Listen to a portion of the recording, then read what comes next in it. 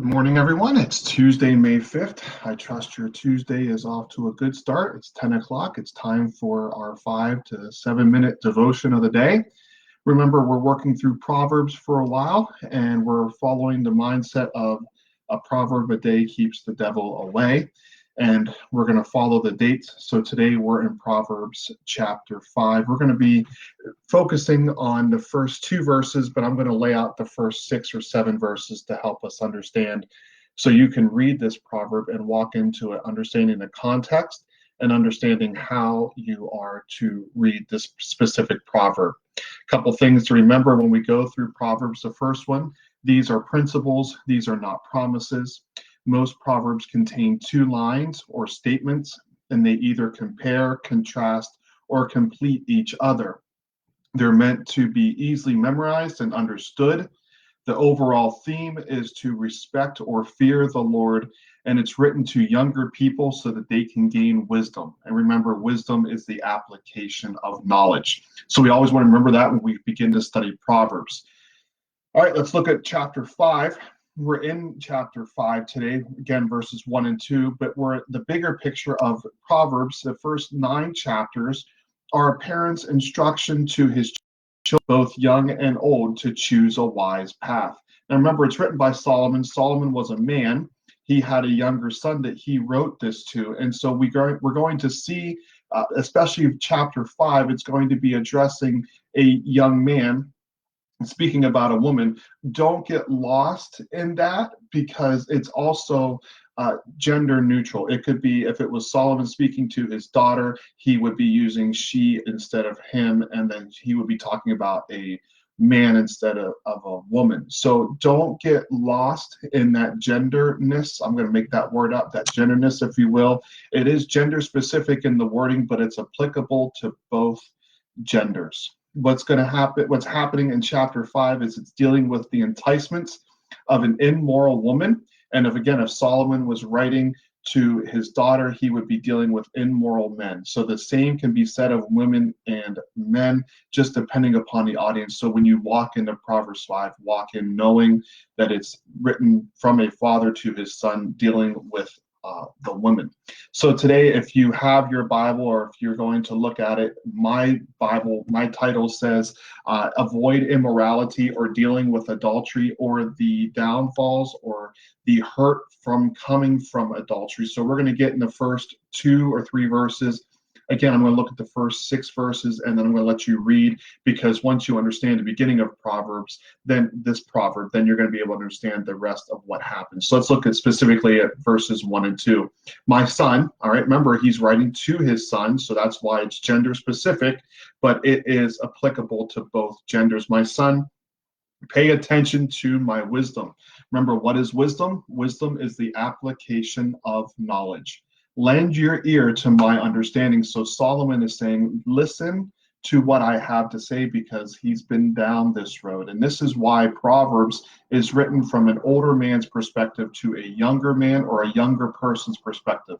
That's why it's so important. We need to listen to the older folks because they have a lot of wisdom. They've seen life. They've seen the same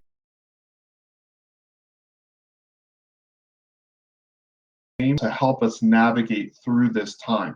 So lend your ears to my understanding, that you may preserve discretion and that your lips may keep knowledge. He wants his son to carry this knowledge with him all the time.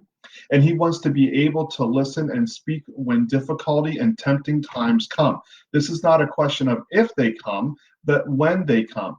Now, I want you to stop here and be able to write in your Bible or make a note of 2 examples of people, one positive, one negative, that fell to adultery and then ran away from adultery.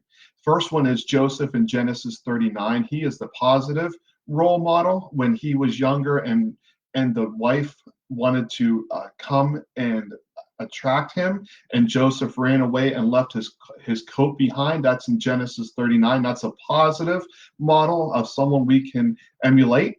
The negative example would be Samson, and that's in Judges chapter 16, where Delilah continued to nag him, and Solomon finally just allowed it to happen, and then Samson got taken into captivity and put into prison. His eyes were gouged out. So those are two different studies you can have with a negative and a positive example. Genesis 39, Judges 16 with Joseph and Samson.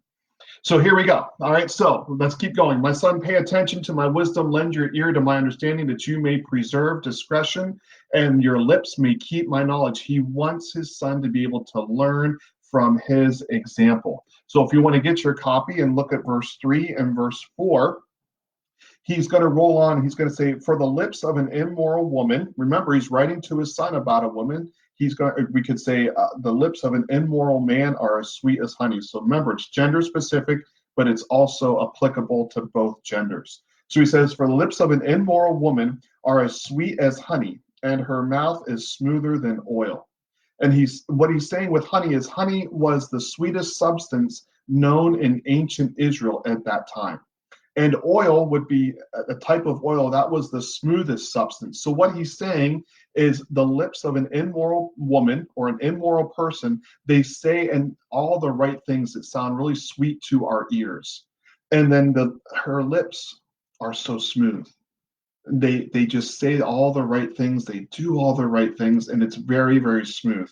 But then what happens in verse 4 is at the end, she is as bitter as poison and as dangerous as a double-edged sword. So what started out as sweet, her words were so sweet, they came out and they were poison.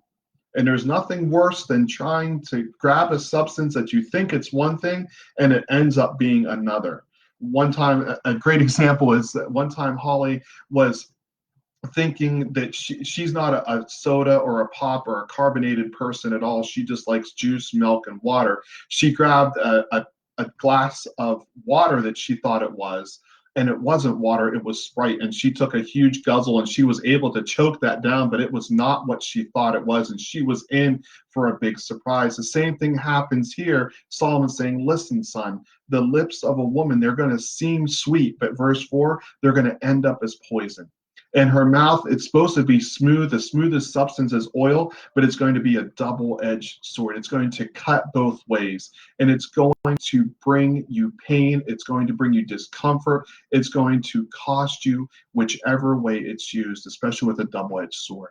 So now you understand Proverbs chapter 5. You can read that through. Remember, read the first sentence, and it always compares, contrasts, or expands on the second sentence. So watch what Solomon is saying and avoiding the sins of immorality and especially adultery. It's a hard verse, but it's so important. Read it as a father talking to his son.